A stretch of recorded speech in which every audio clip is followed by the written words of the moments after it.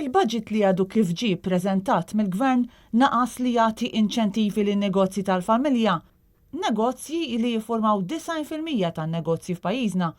Għalhekk qed isir appell biex il-Gvern joħloq aktar inċentivi għal dan is-settur. Dan ħareġ minn attività li kienet organizzata l-ħamis filgħodu fil-Kamra tal-Kummerċ, buħut minn dawk preżenti qajmu dan il-punt partikolari.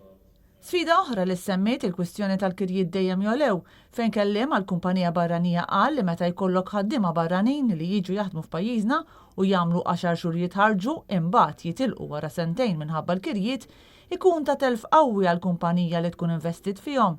Anke hawn sar appell biex il-Gvern jagħmel din il-kwistjoni priorità.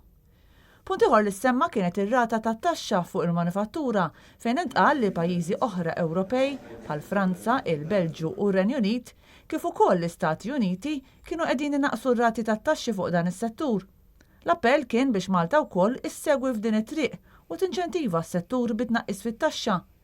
Il-President tal-Kamra tal-Kummerċ David Xwiereb li indirizza dan il-Business Breakfast qal li l-budget ma għamel kważi l-ebda referenza għall-industrija tal-manifattura.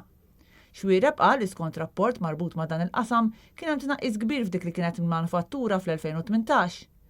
Anke l-President tal-Kamra saħaq li waħda mill-akbar sfidi għal dan is-settur hija l-problema tal-kirji dejjem jolew u li skont hu hija problema li mhux qed tiġi indirizzata tajjeb. Sfidi oħra qal Xwiereb huma l-ispejjeż tal-pagi, in-nuqqas ta' ħaddiema mħarġa u l-moviment tal-ħaddiema.